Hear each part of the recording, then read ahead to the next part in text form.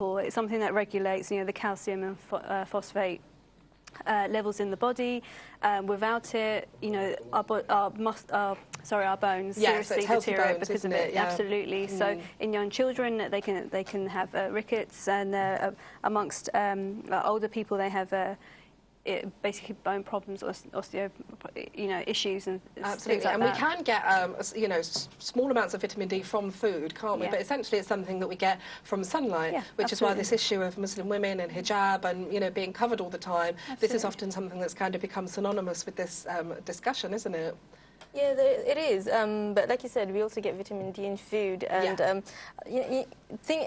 the lifestyle here is such, especially for women, we have to go, the only time we get sunlight is when we go out, and then we're covered, so there's a bit of a problem. But under the Islamic governance, if you go to the Muslim lands now, Muslim countries, even if I go to Bangladesh now, you'll find houses that are designed in such a way that you have a courtyard in the middle. Yeah. So there's always opportunities for Muslim women to be outside, indoors. Yeah. So, be exposed to the sunlight. So I don't think this was that much of a problem. It's just now, because of the way houses are designed and the lifestyle, that's one of the things that results in hazards, especially amongst Asian women. I know I lack in vitamin D deficiency, but I need to go out a bit more. But it is prevalent, isn't it, in some kind of more minority groups? Yeah, there's the issue of pigments, isn't it? Like Sister Zainab, you mentioned earlier, you've got a scientific background. It's a little bit more. Not a biological background, but essentially people with darker skins, isn't it? So saying, this is from, you can read this on NHS and so many other, the UK Health Department, African Caribbean, South Asian origin,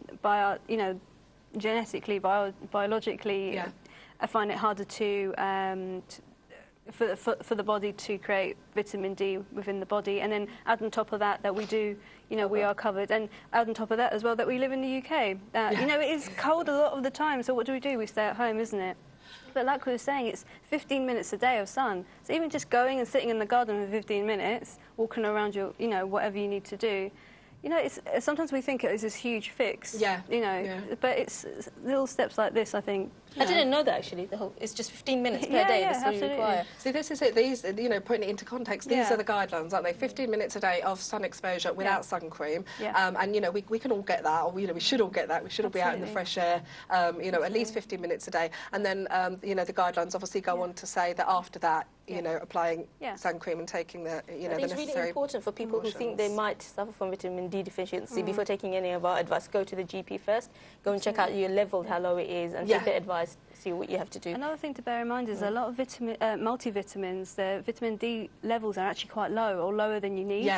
So, go, again, NHS will explain this about the groups that are at most risk, and exactly how much like micrograms they should be having, and then comparing it to the because if we want to self-medicate, we want to go to the pharmacy and get the multivitamins, then we need to be aware of how much we need to be having every day. I think it's always a good idea to go to the GP, isn't it? And if you're concerned, you can get tested, as you say, and they can give you really more specific advice about what you need. There is a blood test that can be done to see how low your vitamin D is. Absolutely. And obviously, even when it's cloudy, we are still getting sunlight, so that's still a good way to top up our vitamin D. So there shouldn't be any excuses about not going out for eat the right fruits, right vegetables. They contain vitamin D. I think greens contain vitamin D also. Right? Oily fish, I think, has the highest vitamin D content. Another thing I think is worth bearing in mind, it's not just our bones. There's so much research going into how a lack of vitamin D affects our bodies. It can lead to heart disease. It can lead to cancer. I read somewhere. Yeah, it has links to cancer. There's so many things. Muscle strength. So there are a lot of wider repercussions. Look after yourself. I think again, healthier lifestyle, walking more, and getting out in that sunshine. Inshallah, wa jazakallah khair, sisters. Once again, the end is here, but don't despair, as we're back again tomorrow, inshallah, when we'll be talking about how to live by the 99 names of Allah. To find out more about this, tune in tomorrow at 11 a.m. Before we go, here's another reminder of this week's competition. This week on Women's AM, we have another exciting competition for you sisters out there. Up for grabs are these student books by Islamic Studies. For your chance to win these fabulous books, all you have to do is answer the following question. Who led the army intending to destroy the Kaaba with elephants? Is it A, Muawiyah, B, Sahama, C, Abraha, or D, Najashi? To enter, email your answer A, B, C or D to womensam@islamchannel.tv, along with your name and address and what do you most like about Women's AM. The deadline for entries is Friday the 9th of May 2014 at 4 p.m. All applicants need to be over 18 and residing in the UK. Please note only one entry per person per household. A winner will be randomly selected from correct entries and the winner's name will be announced on Monday's show. So get entering.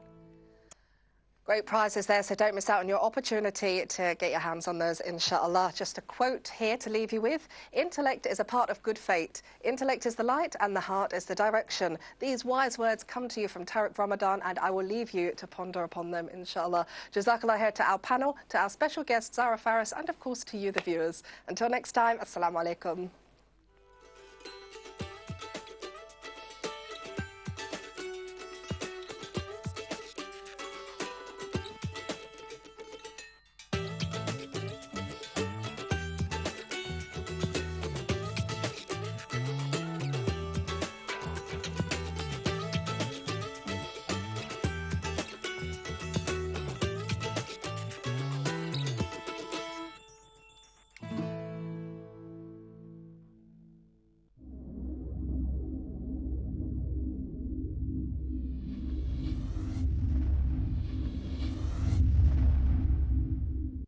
Attention! If you have suffered an injury as a result of an accident, here's an important announcement. Due to recent